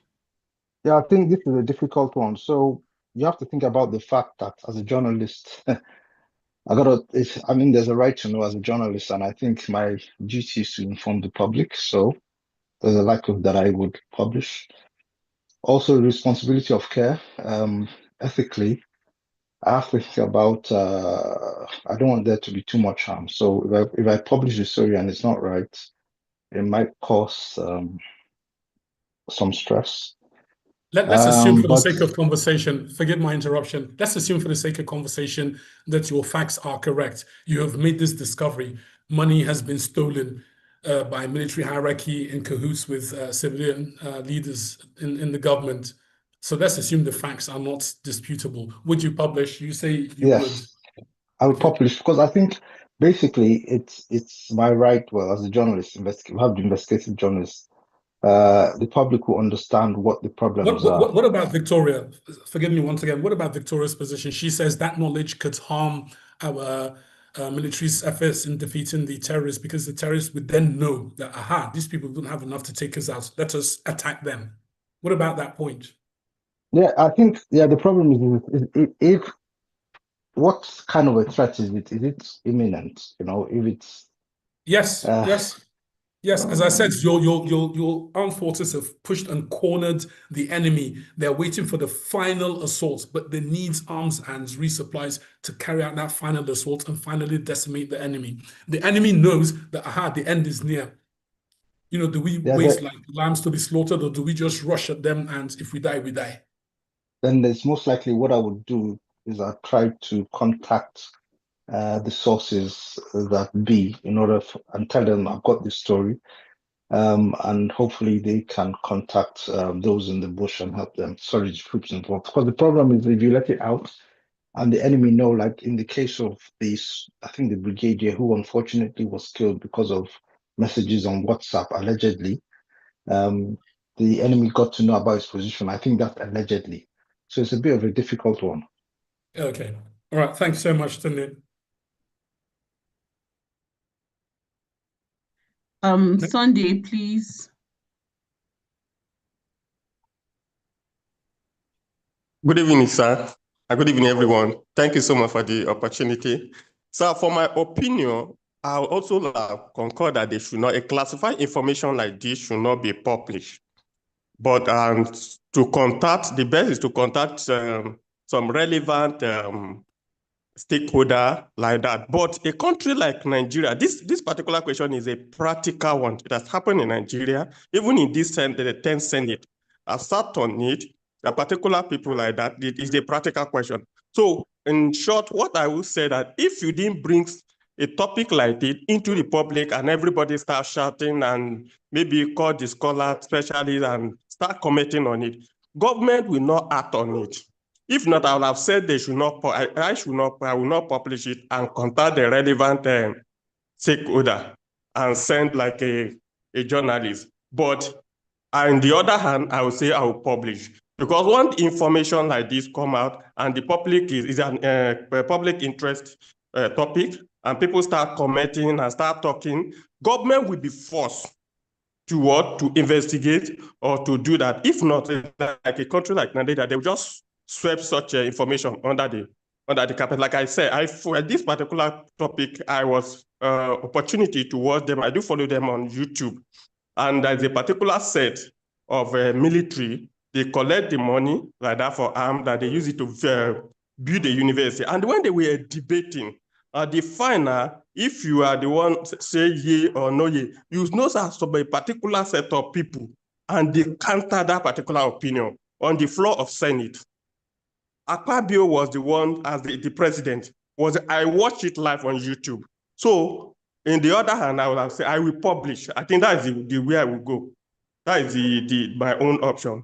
Best is not supposed to be published and follow normal procedure, but country like Nigeria, I will advise to publish and let everybody know. Although the life of the what's it called? The journalist is also at risk. So that is the country like Nigeria. Thank you. Interesting. Thank you so much. Sunday, interesting there. Anyone else? Let's take one more. Testimony. Good evening, sir. Testimony, thank you. Go ahead. Okay, all right, sir. So for me, I would say that I would publish it. I'm going for publishing, and I don't agree with the notion that was moved that if we publish it, it's going to let the enemy know how vulnerable we are. First of all, I do not believe that anybody going to war with another country that they don't do their homework. They already know how vulnerable that place is. They already know the weak lines, the weak links. They don't just attack any place. So you don't need to give these people this information. They know how weak we are. They know how weak our defenses are. For you to send people into the bush to fight and you did not provide supplies for them, what are you expecting to happen? To me, something like that is an intentional chaos that is being created. And these things happen a lot in our country, Nigeria, where these people intentionally create chaos to push an agenda or for an ulterior motive. So for me, I would go ahead, I would publish it because sometimes this is the way we get to move the government. When people come together to air their voices that no, this is wrong, this is not supposed to be, this is not how it should be, then you now see them at sometimes they want to now try to fix it. So if they're not providing supplies to these people, I publish it so that we can all come together, one voice, to air our minds that this is not right and they should be provided the equipment and the tools they need to fight. Because these people have families, they have homes, they are meant to go back to at least at some point. You can't just endanger their lives like that because they are defending the nation. That's my point, sir. Thank you very much. Thank you. Testimony. Right, I think we should just take a couple more and then press on. Okay, Mercy, please. Okay, so my position on this is that, first of all, it comes off as a moral and professional dilemma, or a paradox where you're just because again, you can't take away the fact that this is now, because I'm assuming in this scenario, sir, correct me if I'm wrong, you're like a single journalist, so you found this out and you have to sort of like pursue it in a sense. So you're stuck with three different dilemmas. You have your personal dilemma, you have your professional dilemma, which is that it's your responsibility to be to say the truth and be accountable for it. Then you also have the dilemma of, facing treason, if I can say that, because you're basically exposing something that might and can be considered sort of like national secret. But like you also said when you were commenting after somebody spoke, the truth is that either way people are gonna die. Like that's the reality, because it's almost like because the position posed to us is that the military doesn't have the weapons to fight these groups. And again, like the last speaker said, there's almost every possibility that the group in question knows this already, right? So for them, it's a game of finality. So what I would do in this sense is that I'm also using the ticking time bomb scenario to assume that there's no time, right, to do the proper investigation and revelations and all the things that journalists do. I'm not a journalist, so I really don't know the nitty-gritties. But yes, so to go through all that process, maybe there's a ticking time bomb, there's a time that you have to say this. I would say that I would tell people what I know, and still try, if I can, as I'm doing that, to confirm whatever it is. So try to see if I can get whistleblowers, try to get, it's going to be a lot of work. Probably tell some other journalist friends that might be interested so that I'm not the only one tasked with this responsibility. I would like to share the responsibility with other journalists if I can. And maybe, uh, again, say it as loud as you can for, maybe partner. I would look at it from a regionalism level. The fact that we're part of ECOWAS, I want to believe that the security of one nation affects the security of all. So yes, call on your partners that you already have militarily to step in. If I can't do that, yeah. Interesting. All right. Thanks so much, Mercy. Last one now, please.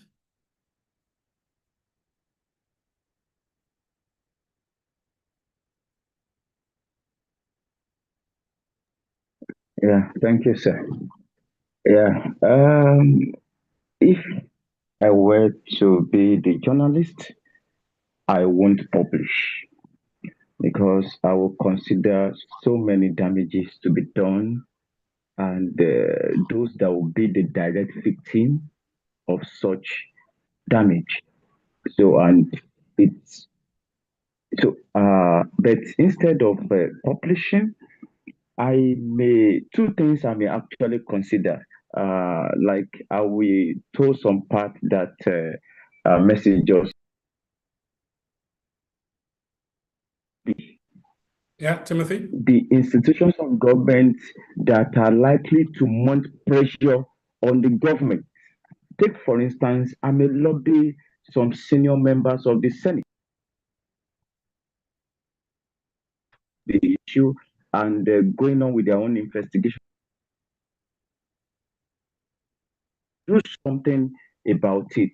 Then, secondly, I may work with other journalists, renowned journalists of repute that I know that I trust very well, and share the information with them. So we can actually, so by so doing, we may explore the use of editorial or opinion. So we're not saying directly like what is that, but we say it like a kind of opinion. I don't know whether I get what I'm saying now. Like instead of actually reporting the exact situation, we just put it in form of like opinion that government should do this, should do this, trusting that those agencies and prominent, prominent individuals in government that have been lobbied will actually do their job in mounting pressure on the government as well. Thank you, sir. Thanks so much, Timothy. All right, interesting responses all. Let's forge ahead. I think we have 3 to publish, 3 not to publish, so it's quite balanced. It is a difficult situation, and I found myself in a similar situation not long ago. I went into the northeastern part of the country, Borno State to be specific. Now, this was the third week of December 2015, and this was basically during the height of terrorism, Boko Haram then, which was a new thing for us, asymmetric warfare.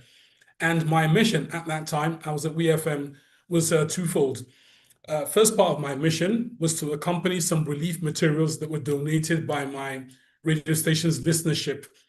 The materials were to be given to those internally displaced persons who at that time were pouring into the camps set up in Borno.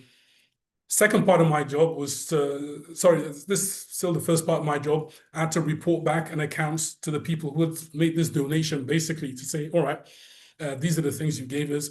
These are the people, they have received them and they've sent their thanks. And second part of my mission was to basically get in touch with our troops.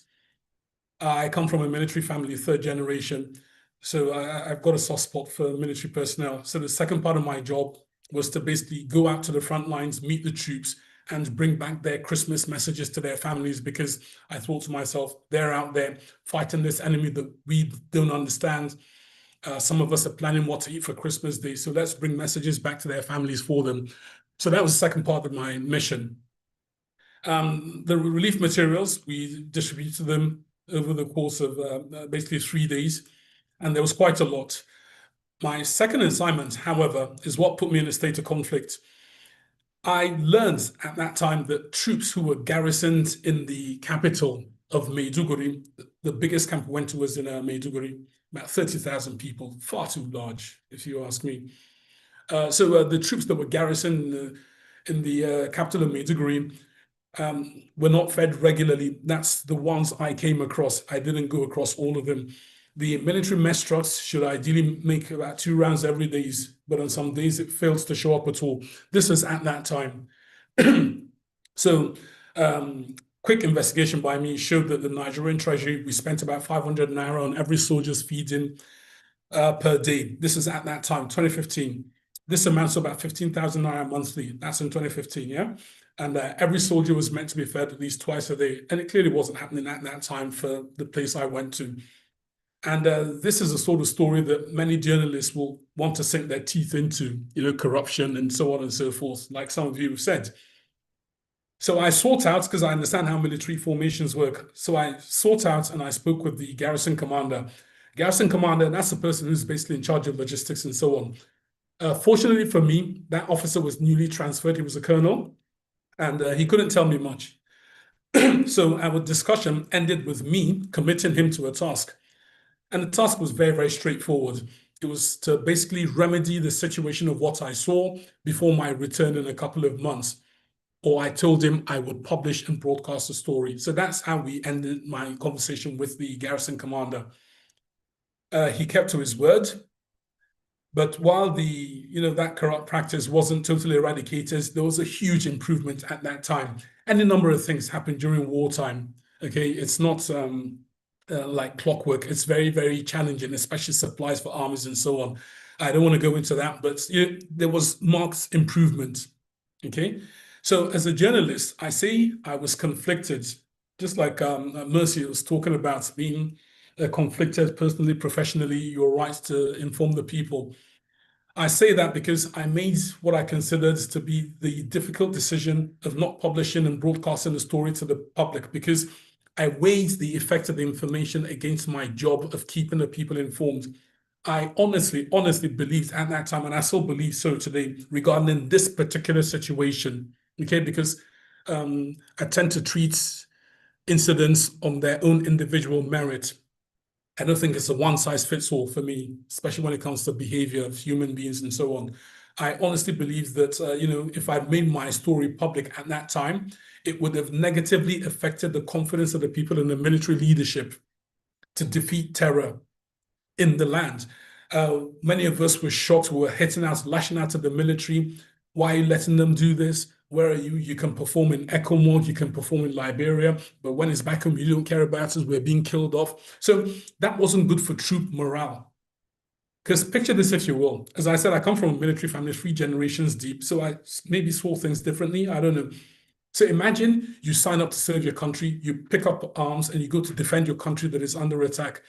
And somebody, one of the people you're defending, suddenly stands up and starts to call you all sorts of names, accusing you of all sorts of things.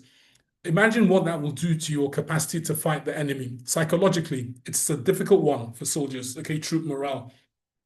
At that time, let's not forget, the bombs had gone off in Abuja and fear was palpable in the lands. There were lots of fear. Terrorism, which is a subject I've studied academically, has different ways of achieving its aim of changing politically the leadership and governance of whatever environment it finds itself in. So their aim, basically, of turning us against the government was starting to take root at that time, because again, people were condemning the government, condemning the military, and this is working in favor of the terrorists. So by publishing my story, I would have given oxygen to those flames. I would also have alerted the terrorists that, hey, our troops are not ready. So you guys, anything you want to do it now, because we can't stop you. We don't have the arms. So those are the things that informed my decisions at that time. You could say that my actions, remember we're talking about misinformation, disinformation, my actions at that time, if I published, could have constituted malinformation. Malinformation is sharing information that is true. But by doing that sharing, you are causing harm. So my actions, if I published then, may have fallen under malinformation. I leave you to debate that on your own. So the information people receive, literally, it affects them. Instead of informing the people, I chose to rely on my professional obligation to humanity, which is do no harm. Mercy, you said something about treason. Truth of the matter is the state has immense powers. Treason, I will loosely translate it to include giving aid to the enemy or assisting the enemy. If your information assists the enemy, yes, of course, the state could very well charge you for treason if they so wish. So treason basically is loosely translated as giving comfort and aid to the enemy. Information is also aid, let's not forget. So you might also want to consider that. But corruption, again, by stealing money that is meant to arm the armed forces to protect the people, also raises the question on who is the true enemy of the state. The enemy terrorist that we face, or the enemy within that depletes our capacity and our ability to fight terror and defend the people. So those are questions we need to keep on the front burner, okay? So in my case, I was rather fortunate. It's a good thing my matter was rectified, because if it wasn't, then that would have gone down as a terrible professional call on my part. Let's also remember that in May this year, 2026, the Army sanctioned a soldier serving under Operation Hatlan for disseminating what they called misleading information, alleging poor feeding of troops in the Northeastern Theater. The Army claims the soldier did not present what they called a complete picture of soldiers' welfare and feeding. So this just happened recently. So in closing, I will say this. The central lesson today is that democracy cannot function well without a strong, free, ethical, and professional media. The fourth estate helps citizens to know, question, verify, and most importantly, participate in public life. To strengthen the fourth estate in Nigeria will take women and men of deeply rooted principles of service.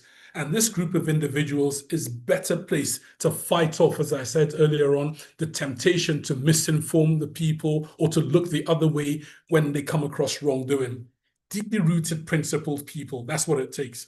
Because it's a tough battle daily, I tell you. The state of our economy, the quality of life here makes it quite challenging for people to stay true to their principles and their ethics. But I don't want to end on a negative note. I will ask us all not to despair. All hope is not lost. Because if you look closely, you'll find these upright members of society amongst us. They are there amongst us, principled people who insist on doing the right thing, regardless of cost to self or community and society. People who choose to do that right thing. They are the ones I call the sentinels of our democracy. So once again, thank you so much, Electoral College, for this opportunity to facilitate the topic. It's been a privilege as well, engaging with you all on this important subject matter. Thank you so much. I'll turn it over now to Chiamaka. Thank you so much for this wonderful lecture. I know that so many people have questions now. So if you have questions, let's raise our hands so that we can ask our questions and get clarifications. So please raise your hand.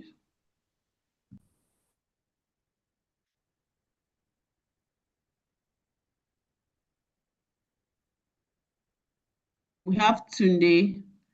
Tunde, please unmute and ask your question. Yeah, thank you for this. So quick question. Would you say there's a crossover between the role of the NBC and NCC in Nigeria? Sorry, in relation say that to, again. Would you say there's a crossover between the role of the NCC, Nigeria Communications Commission, and the NBC, in relation to regulating, for example, the media, social media? And if so, how can it be rectified? Yeah, there is a crossover very loosely, but their rules are clearly defined. The National Broadcasting Commission deals with broadcasters. Facebook is not a broadcaster. National Communications Commission deals with telco companies through which you access Facebook. So yeah, you could say loosely there might be some interface, but their rules are clearly defined and they're not in conflict with one another. Again, one deals with broadcasters, the other one deals with communications, which includes your internet, your mobile telephony, and so on and so forth. Clearly defined rules, no overlap, no conflicts, but sometimes mutual cooperation. Okay, thank you. Thank you so much. I have Ba Elvis. Ba Elvis, please unmute and ask your question. Good evening, sir. Thank you very much for the insightful class. I wanted to ask, you earlier made mention, you said Freedom of Information Act protect journalism, protect journals on publishing press and all other things and broadcasting information. But a case in 2022 November in Taraba State, where the former governor of Taraba State, asked for the arrest and detention of the CEO, Rock FM, and the publisher of Taraba Fact, Samuel Ayode, for publishing a press that was verified. People protested against it, of privatizing the Mambila Beverage Highland Tea Company and the Taraba Liaison Office in Abuja. That it was already verified, it was investigated.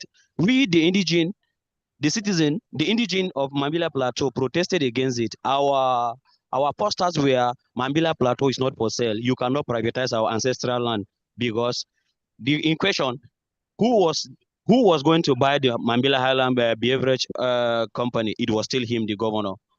Who was he going to sell the cohesion office in Abuja? He was still the one who was going to buy.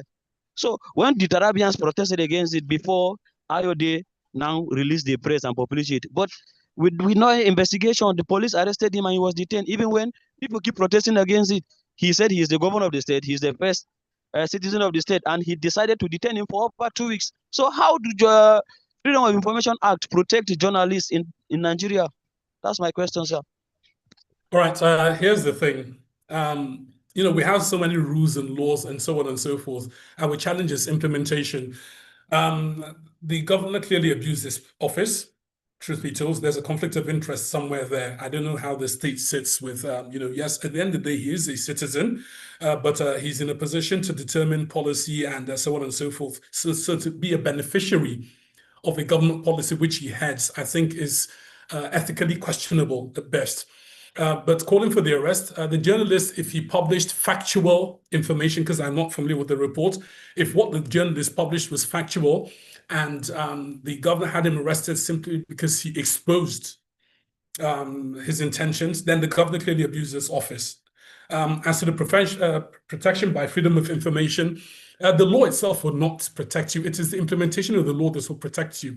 It is the number of people that will stand up in your defense and say, no, you cannot do this. What you're doing is illegal. You need to let this person go. I'm talking about civil society organizations. I'm talking about communities and societies. I'm talking about even the electorate, because don't forget, people looking for elective office, they come around looking for your votes and mine. And if we hold them to account by saying, look, I'm not going to vote for you because I don't like the way you go about this, that, the other, you violate this law, you ignore this, and so on. So all these things serve as a protection to the journalist, not just the mere existence of the law. Okay? So the law is there. You know, there's a freedom of information. If what the journalist published was factual and it didn't compromise national security, then I would say the governor overstepped his bounds and society sort of stood up for that journalist. That's where your protection lies as a journalist. It will come from the people, not from the law itself. The law exists, but will it be implemented? I told you we sued the government over Twitter, took the case even all the way to ECOWAS. We won the case, but the government still did what it wanted to do in the first place. You know, they didn't budge. We sued to have Twitter reinstated, not even sue them for punitive financial measures. We said, no. Yes, go ahead. Chairman, so just to add to what's being said is that we need to understand that in cases where the government can hide behind treasonable felony, at that point, or a state of insurrection, any other law falls short of that, even in the United States. It's a any law powerful short. law. So as regards the Twitter, I'm referring to the Twitter situation. If it's a threat to national security, no law supersedes that in any country in the world. No law supersedes that. So you need to understand whether now as regards that journalist, I don't know whether that information was sensitive, regardless to what you're saying. If it's a threat to state security, or it's something that could compromise, what they call it, something that could compromise national security, state security. Okay. At that point, the journalist, whether it's factual or not, can be arrested. It's in any country. It depends on the kind of information. So as much as we scream freedom of information, we should also understand that there are also laws to protect Nigerian sovereignty, protect Nigeria's security, and etc.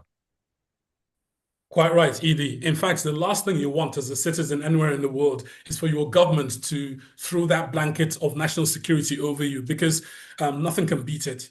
A good memory is Snowden. Oh, yeah. The Snowden case, if you remember.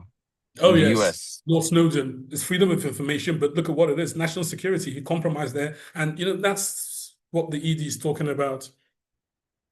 I don't know. It's a difficult one. And this is one of the reasons why you need to put people in office who are principled and upright, that will not use the huge and immense powers available to them in their own favor and against you, the people. Because it is immense power you give someone when you put them in office. That's why they say if you're going to fight City Hall, it's a very difficult battle. As journalists, our biggest threats to what we do, that is keeping the public notified, especially on holding the government account, the biggest threats we face are called SLAPP suits, SLAPP. That's strategic lawsuits against public participation. If I publish a report against the government that is true, the governments can look at my records. First of all, this organization, is it legally registered?